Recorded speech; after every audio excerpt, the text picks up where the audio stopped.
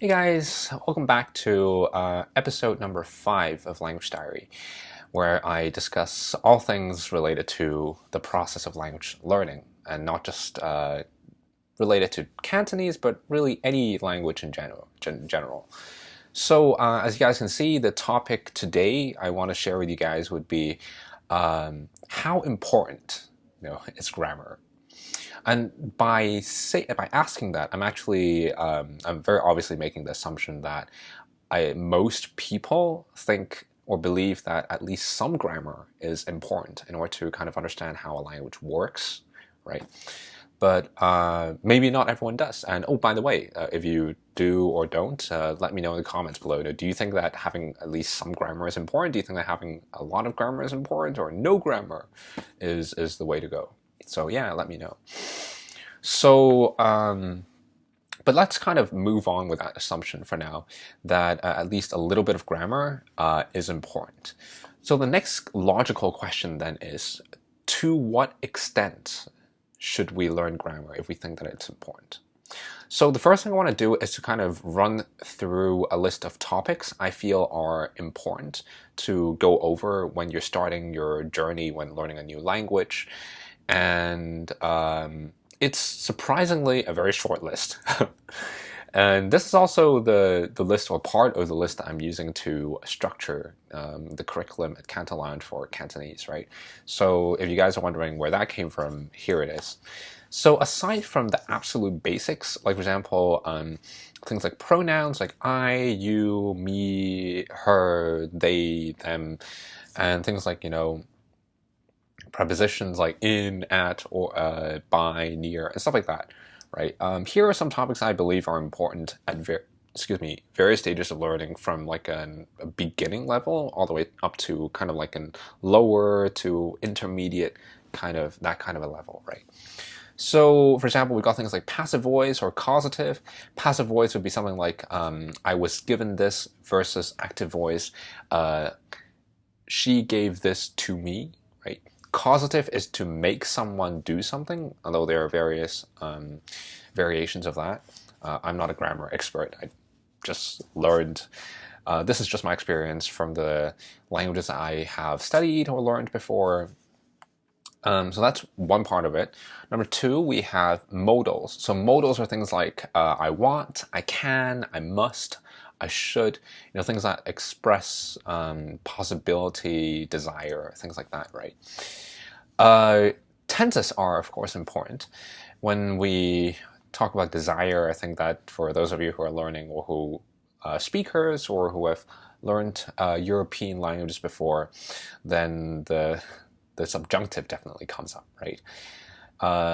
So tenses, I think, for example, the present tense, past tense, future, conditional, subjunctive, present continuous, those are like the basics, the absolute basics that everyone needs to know. And pretty much, especially for European languages, if you know how to conjugate your verbs, right, especially for French and Spanish, remember those big ass conjugation tables that we had to remember, then that pretty much covers a huge part of the technical aspect of learning grammar, which is like to remember the various forms of word and to be able to conjugate a verb like on the spot, which can be quite hard without practice, right? So what else? We have conjunctions, so things like so, and, or, then linking words, basically. And this is usually something that's skipped over when teaching, presenting grammar in a language. I think it should be skipped over. It's really important, but it's kind of considered as vocabulary, right? But it's still an important part of grammar. And let's see, we've got things like negation. So how to negate something positive. So saying I walked, and negating that to I didn't walk, I don't know, to the park or something, right? Then there's like comparisons, things like more than, less than, like, as in this scent is like the, I don't know, the spaghetti that I had, spaghetti linguine, seafood linguine I had when I was in Milan. See, the structure. The more I speak the language, the more comfortable I am with it. And then superlatives, so things like the most, right? So the my favorite, the most, I don't know, the biggest size we have, stuff like that. And then there's like adverbs, a little bit less talked about, but again, treated like vocabulary, but still important. So words like still, already, also, always, rarely, and then you got just the ly verbs, right? Those are adverbs. Slowly, quickly, I don't know, words like that. And then there's let's see. I'm almost done with this list, guys. Sorry. Imperatives, so orders, for example, like don't do this, or giving command to someone, go, or eat, or stand. When I don't know, talking to your dog or something, right? In English, it doesn't change, right? But in other languages, in French and Spanish, those probably change. And then relative clauses. So, for example, how would you say things like the cat that is sleeping on top of the bench has since, I don't know, slinked away.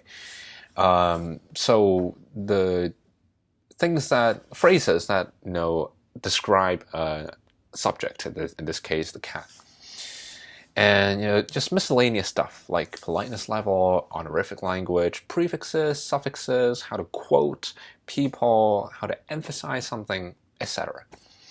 So that would be, I think, a portion, or a big portion, what I consider to be important when learning a new language, right? And so if I had to give a specific number in terms of how many of these individual principles we need to know, and those areas I just talked about, those are huge areas with multiple principles, right? So that could comprise multiple principles.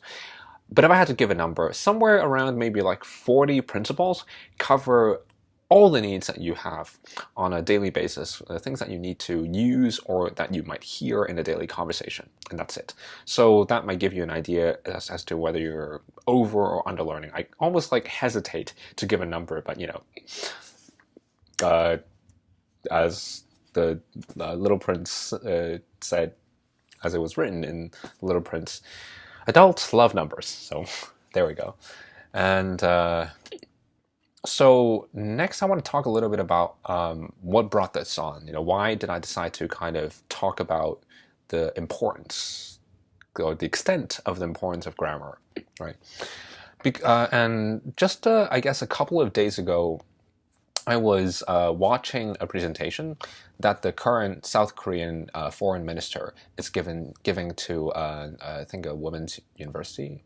I don't remember. It was a body of students, a student body in a university, and she was talking about the basically diplomatic issues of the day. I think with the highlight on the relations and some of the progress made between the North and the South.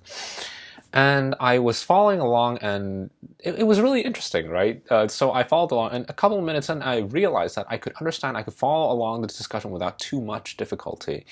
And it was then that, for some reason, I started to think back to the beginning of how I learned Korean, and how I might have always put too much of a focus on grammar. And so for the longest period of time, I was just, I think for the first year and a half of learning Korean, or to 2 years, I was pretty much just focusing on grammar without really thinking about the practical uses of it. Or I was really trying to gauge the scope of grammar, when I really could have just engaged more with my Korean friends, or my online pen pals, and moved on to authentic material, right? So that's something I thought I made a mistake with.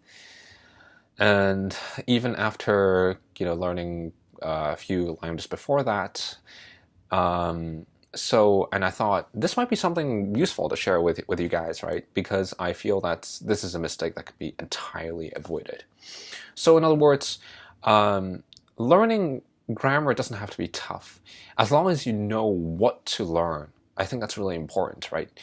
It's really helpful to have a list of things to learn, and then check those off, and you're done. You say, I'm not going to learn anymore. Because advanced grammar is useful maybe for style and for writing at a much higher level than most of us probably ever need. but it's probably not going to be very useful for the daily situations we're going to get ourselves in using these foreign languages, right? So in other words, more so than advanced grammar, I think having a wide spectrum of vocabulary is more important to be able to express yourself in a precise manner, right? And at a certain point in time, I just feel that we need to develop the confidence enough to let go of grammar, basically that infrastructure, and just advance step by step to just using a native material, just dive right in.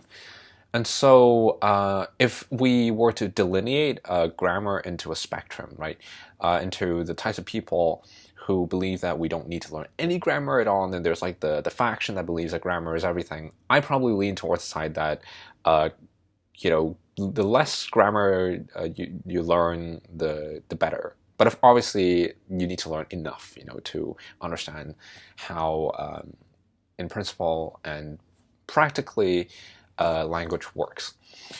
So that's pretty much my presentation for today. Hopefully you guys found that useful or interesting. And so yeah, what do you guys think about it? Do you think grammar is important, and how important do you think grammar is? And if you're learning a new language, how far along are you with grammar? And how are you planning to transition to more native materials in the future? So please let me know in the comments below. I would love to hear from you guys. And yeah, once again, thank you so much for tuning in to another episode of Language Diary, and I look forward to seeing you guys once again in the next episode. All right, thanks guys. Take care. Cheers.